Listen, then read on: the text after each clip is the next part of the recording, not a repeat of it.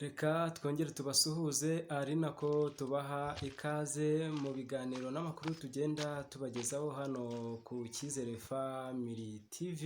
Inshuti zacu rero aho mugiye muherere mu mpande zigiye zitandukanye, waba uri muri Afurika, ku migabane yose igiye itandukanye, tuguhaye ikaze mu kiganiro. Uyu munsi rero nanyarukiye mu karere ka Nyamasheke, aho ndi kumwe n'umujeni, umusore kubona ari umuntu ukiri mutoya, jeni wiyogoshesheje neza rwose, asa neza, wambaye umupira usa neza, ndi kubona ameze neza ahantu hose. Uyu musore rero niwe tugiye kuba twaba turi kuganira muri iki kiganiro cyacu cy'uyu munsi, tuganire agira ibyo adusangiza. Namwe rero ibyo ari buze kudusangiza namwe byazabagirira akamaro. Twatangira tumuha ikaze hano ku Cyizere Family TV, tuguhaye ikaze. Merci, murakoze cyane. Ngira ngo nembereye muri uru rugo rwanyu, kubona ushobora kuba ukiri umusore. Oya, ntabwo ndi umusore, ndi umugabo, ndubatse, mfite abana babiri n'umugore umwe. Ntawamenya ko uri umugabo. Ndi umugabo rwose. Umusore narebye cyane ukuntu giconze, ndavuga ko biri kose uyu mutipe ashobora kuba afite igikwe mu minsi iri imbere. Oya, igikwe naragishoje kabisa, kandi ngira ngo nawe naragutumiye no kuba wirengagiza, ariko igikwe naragishoje, kandi nawe warabutashye urabizi. Yego. Ni ukuvuga ngo impamvu nari mbivuze, ubukwe bwawe ndumva narabutashye, gusa ku bantu badukurikiye ntabwo bahita basobanukirwa niba uri umusore cyangwa niba uri umugabo. Niyo mpamvu rero tuba turimo tugenda twijijishaho gakeya kugira ngo usobanurire abadukurikiye. Ubukwe narabukoze, nshingiwe muri 2011 na 2021 purito, nibwo nashyingiwe ku itariki 8 z'ukwa gatanu. Hari muri korona iteye ubwoba rwose, umuntu agapfukamunwa atagakuraho. Ngira ngo nawe ndabizi ko waririmbye n'indirimbo y'ubukwe, wari ufite role ikomeye cyane mu bukwe bwanjye, waririmbye indirimbo idasanzwe, abantu baranayikunze cyane. Icyo gihe nanjye nari umuririmbyi, ntabwo rero ubukwe bwawe nari kubusiba. Ubwo rero ngira ngo ntukajye ubaza ibyo wirengagiza. Mwarimu niwe ubwira umwana ati rimwe guteranyaho kabiri ni kangahe, umwana akamubwira ngo ni 10, mara kumubwira ngo ni 10 akazana igiti akamukubita. Ubwo se koko umwana abazize iki? Nyine mwarimu abagira ngo umunyeshuri abimenyeshe n'abandi. Abazi ibyazi rero, niyo mpamvu nawe wari ukoze ibyuzi. Mu byo dukora hari ibyo tubaza tubizi, rero niyo mpamvu ni akazi tuba turimo kugira ngo dusangize inshuti n'abavandimwe bagenda badukurikira kuri iyi sheni yacu, kugira ngo bagire ibyo basobanukirwa. Ndagira ngo utuganirize, ukiri umusore, ukiva mu mashuri, ushobora kuba warize cyangwa se utaranize, uri buze kudusobanurira, udutangirire ubuzima uri umusore, unashoje noneho kugera uzanye umugore, inzira waba waranyuzemo. Inzira ko ari nyinshi ra. Hari inzira bavuga ngo hamanuka, hazamuka, atambika, inzira ni nyinshi cyane. Ubwo inzira ni nkizihe mushaka ko mbasobanurira? Inzira, urabona muri iki gihe abasore kugira ngo bashake abagore biragoye, bitewe n'ikibazo cy'amafaranga. Kugira ngo umuntu burya abone amafaranga yubake, ashaka umugore, nabyo biba ari ibintu birebire. Burya rero gushaka no kuzana umugore ibintu bibiri bitandukanye. Amafaranga no kuzana umugore, yego, ibintu bibiri bitandukanye. Buriya kuzana umugore ufite amafaranga ni byiza, yego. ariko nanone burya kuzana umugore ntabwo biterwa n'uko umuntu afite amafaranga. Nta kigero cy'amafaranga umuntu yaba atunze ku buryo byamubera inzira zo kuzana umugore. amafaranga yose waba utunze monshe uzana umugore kandi bigakunda. ku buryo naba mfite amafaranga ibihumbi 10, naba mfite ibihumbi 50 ngo ndazana umugore. Niyo waba ufite 3 uzana umugore. Icyangombwa ni uko uba wowe wiyumvamo icyizere cyo kuzana umugore, cyo kubaka urugo. Ibintu murafatanya mukabigeraho. Yego. Ariko njyewe warumbajije ku cyanjye giti. Nari nkubajije ku cyawe giti. Ntabwo warumbajije muri rusange. Ariko ni na byiza kugira ngo usobanurire n'ababa badukurikiye.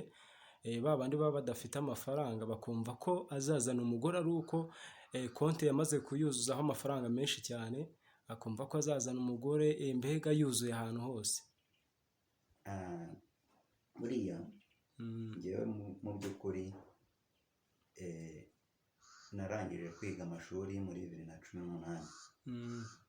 ngira ngo ubuzima bwanjye urabuzi, twarabanye, twarakoranye byinshi, twarakoranye, ibyo nakoze urabizi. Nta kazi ka leta nigeze mbona, ariko nagize amahirwe yo kujya mbona ibiraka. Yego. Ariko muri makeya nta nubwo byinjizaga amafaranga akataraboneka, urabizi. Mwe twagiye tubikorana, nawe urabizi. Uzi icyangombwa ni ukuba ufungutse mu mutwe. Yego. Burya gufungura mu mutwe, kuba waraciye, buriya n'ishuri rigira icyo rifasha. Rigira icyo bifasha abantu. Rigira icyo rifasha abantu. Niba ushobora kuba ufite akazi kaguhemba ibihumbi 2 yenda ku munsi cyangwa 3, noneho ukiga andi mayeri yo kubyaza amafaranga yayandi ubona. Yego. Ibyo rero nibyo njye nakoresheje. Nari mfite akazi katampemba menshi, ariko nkiga amayeri yo gukoresha kugira ngo mbone andi mafaranga yayandi ngenda mbona buri munsi, yagenda abyara andi. Yego. Kandi ibintu byarushaho kuba neza.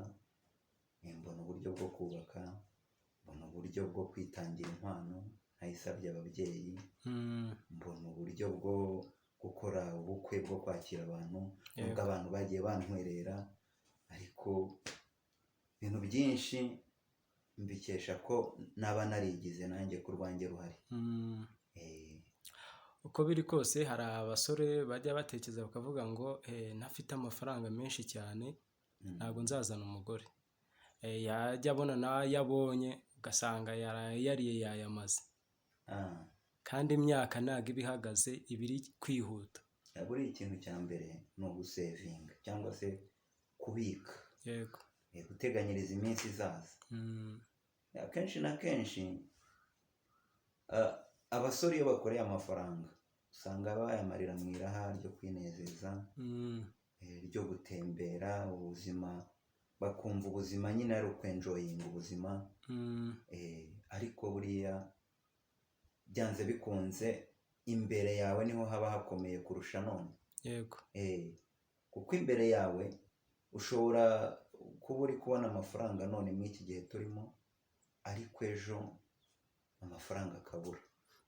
Cyangwa se ukaba ufite amahirwe yo kubona akazi muri aka kanya turimo, ejo akazi kagahagarara, ndetse hakaziraho n'ibindi, ukaba wagira uburwayi butuma utakibasha kujya gukora. Yego. Ubwo rero icyo gihe utungwa n'iki? Na yandi wagiye usevinga, cyangwa n'ibikorwa wagiye usevinga. Urugero, niba warakoreye amafaranga ukagura inzu, wamara kugura inzu, ugafata umwanzuro wo kujya uyikodesha. Ushobora kujya uyikodesha ikaguha amafaranga ukemuza ibindi bibazo, ariko niba warakoreye amafaranga winjoyinga ubuzima, nta kintu ushobora kugeraho. Nta mafaranga menshi abaho rwose umuntu yavuga ngo aya niyo mafaranga mfite ku buryo ubuzima butazasubira inyuma. Nta n'amafaranga makeya abaho wavuga ngo aya sinayakorera ngo ngire icyo ngeraho. Amafaranga yose wakorera iyo wayashyizemo imibare ugira icyo ugeraho. Uvuze icyo gusevinga, mpita nibuka muri cya gihe cya COVID-19. Muri COVID-19 hari igihe umuntu yakoreraga amafaranga, ugasanga yakoreye amafaranga menshi, akayarya akayamara, tavuga ngo ejo hazaba bimeze bite, akavuga ngo ejo nzakorera andi. cya cyorezo cya covid rero 19 kiba kiraje, bashyiraho guma mu rugo. Bashyizeho guma mu rugo rero ba bandi batari bariteganyirije nibo bahuye n'urugamba rutari rworoshye.